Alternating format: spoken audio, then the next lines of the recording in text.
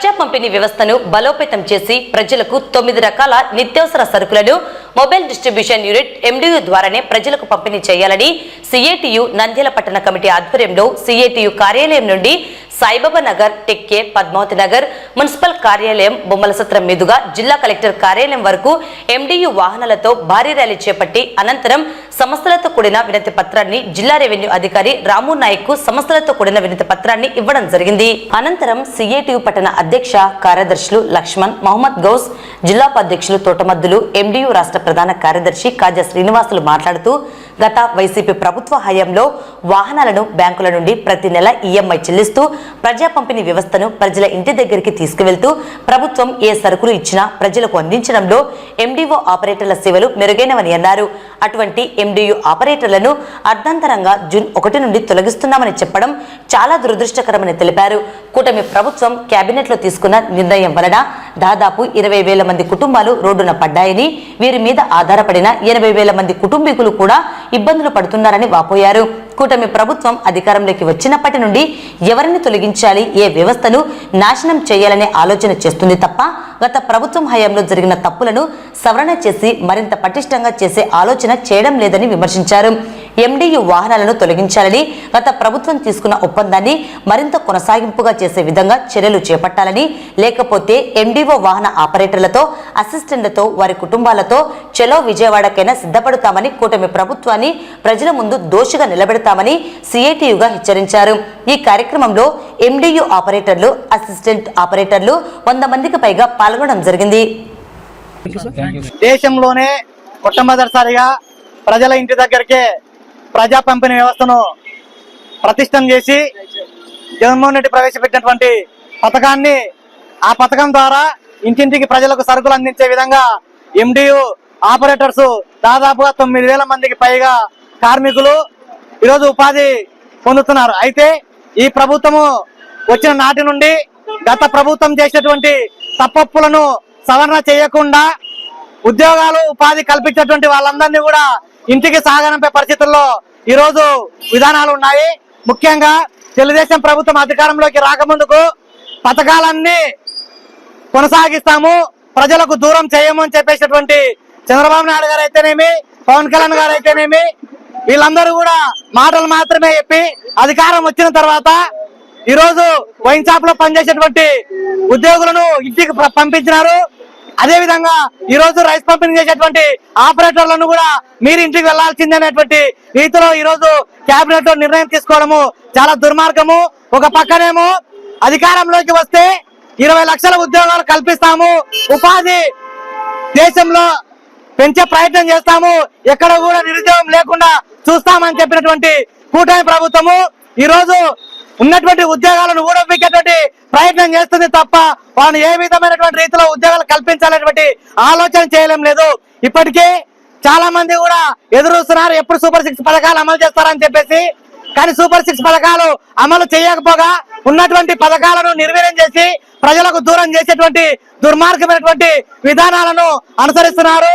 ముఖ్యంగా ప్రజా పంపిణీ వ్యవస్థ అనేటువంటి ఈ పథకం కొనసాగడం ద్వారా ప్రతి ఇంటికి కూడా బియ్యము, ఇతర నిత్యావసర వస్తువుల సరుకులన్నీ కూడా ఇంటికి చేరవేస్తున్నటువంటి ఆపరేటర్స్ ను ఈరోజు ఏం చెప్పకుండా, వాళ్ళతో మాట్లాడకుండా, చర్చించకుండా ఇంటికి సాగనంపేటువంటి దుర్మార్గమైనటువంటి విధానము సరైనది కాదు.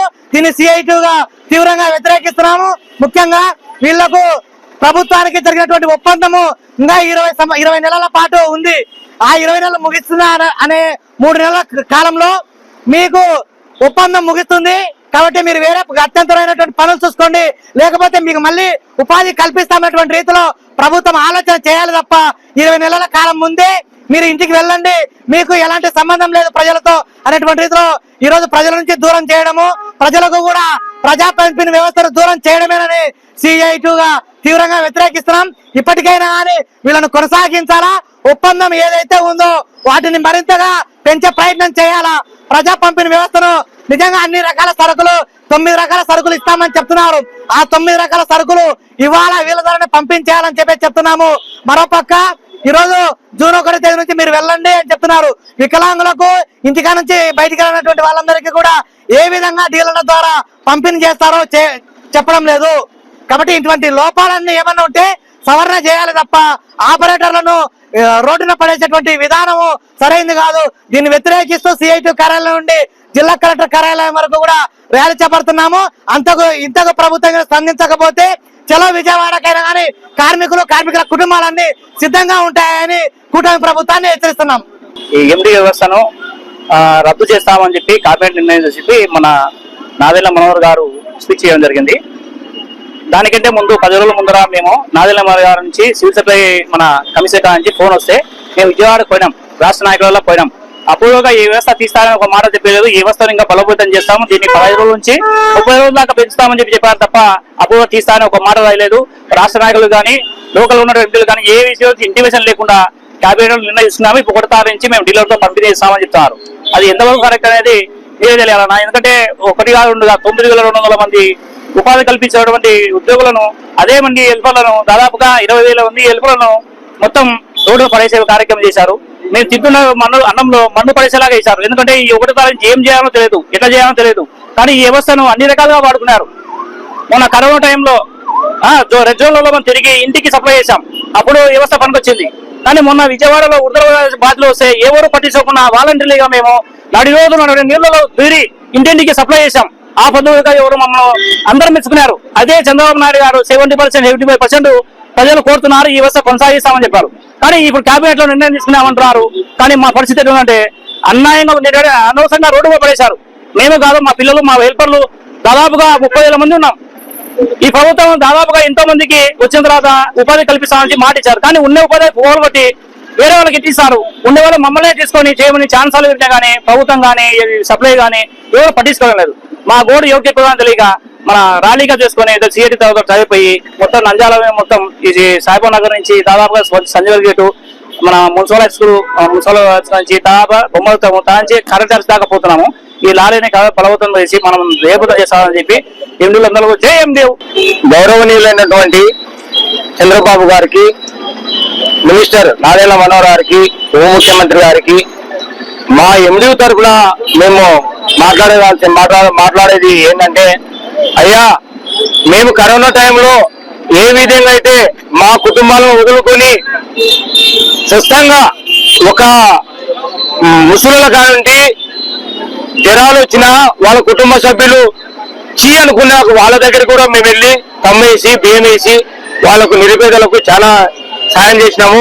మా సహాయాన్ని మీరు ఈ రోజు ఎట్లా చేస్తున్నారంటే గాలికి వదిలేసి ఒక రోడ్డు పాలన వాడేస్తున్నారు. అంటే ఒక ఎస్సీ, ఎస్టీ, బీసీ మైనార్టీ కుటుంబాలను, నిరుపేద కుటుంబాలు అంటే మీకు ఈ యొక్క ఎస్సీ, ఎస్టీ, బీసీ మైనార్టీ కుటుంబాలు మీకు అక్కర్లేదా?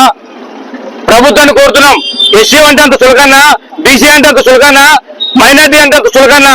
ఎందుకంటే కరోనాలో పనిచేసినట్టు మేము ఈరోజు డీలర్ వ్యవస్థ కమిషన్ తీసుకొని ఇంట్లో కూర్చొని దందాలు చేస్తున్నది వాళ్ళు, మేము కాదు దందాలు చేస్తున్నది. ఈరోజు రాండి బయటికి, మా వ్యవస్థలో ఒకరితో చేసినవచ్చు, కానీ వాళ్ళు ఖండించండి. అన్ని కుటుంబాల పైన ఖండిస్తే మాత్రం మేము ఊరుకోము.